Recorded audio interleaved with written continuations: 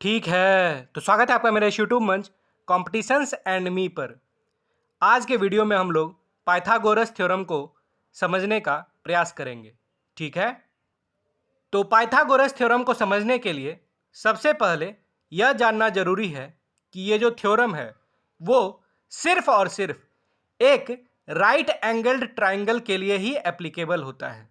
ठीक है, मैं एक बार फिर से रिपीट करता हूँ, ये जो पाइथागोरस थ्योरम है वो सिर्फ और सिर्फ एक राइट एंगल्ड ट्राइंगल के लिए ही एप्लीकेबल होता है। ठीक है, जैसे कि यहाँ पर मैंने एक राइट एंगल ट्राइंगल ड्रॉ किया है। वो ट्राइंगल कौन सा है? ए ओ बी। ठीक है, और इस ट्राइंगल ए ओ बी में जो राइट एंगल है वो कौन सा एंगल है? ये वाला। ठीक है, एंगल ओ।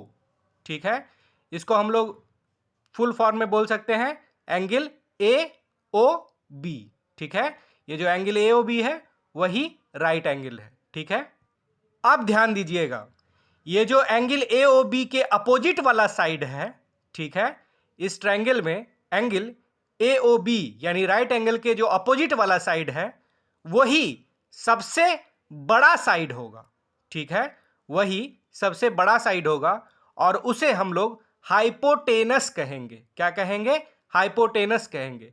तो इस ट्रायंगल में जरा देखिए कौन सा है साइड जो एंगल ए ओ बी के अपोजिट है। बिल्कुल सही सोच रहे हैं आप लोग। इस ट्रायंगल में जो राइट एंगल के अपोजिट साइड है वो कौन सा है? A B. ठीक है, ए बी, और इसलिए ए बी ही सबसे लंबा साइड होगा, सबसे बड़ा वाला साइड ए बी ही होगा, और इसे ही हम लोग हाइपोटेनस कहेंगे। क्या कहेंगे? हाइपोटेनस। आइए लिख देते हैं।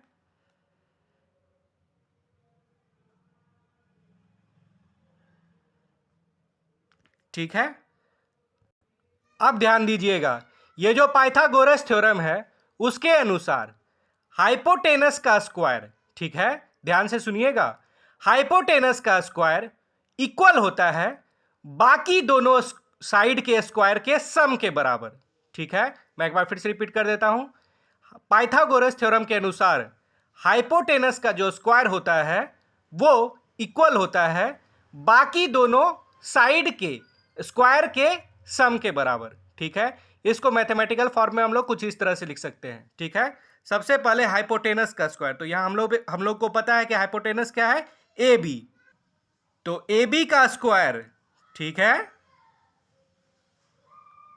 इक्वल हो जाएगा बाकी दोनों साइड के स्क्वायर के सम के बराबर। ठीक है, तो दोनों साइड कौन कौन सा है? ओ ए और ओ बी। ठीक है, ओ ए और ओ बी, तो ये इक्वल हो जाएगा ओ ए स्क्वायर, ठीक है, और प्लस ओ बी स्क्वायर। ठीक है, यही पाइथागोरस थ्योरम है। ठीक है, हाइपोटेनस का स्क्वायर इक्वल होता है बाकी दोनों साइड के स्क्वायर के सम के बराबर। ठीक है, तो दोनों साइड कौन कौन सा है? ओ ए और ओ बी, तो ए बी स्क्वायर क्या हो जाएगा? Equal O A square plus O B square. यही पाइथागोरस थ्योरम है। ठीक है, अब इससे हम लोग डिड्यूस कर सकते हैं ए बी का वैल्यू। ठीक है, ए बी इक्वल टू हो जाएगा under root O A square plus O B square.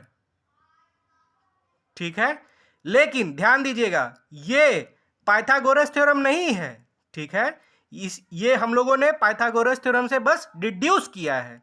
ठीक है, पाइथागोरस थ्योरम ये है। ठीक है, यही पाइथागोरस थ्योरम है।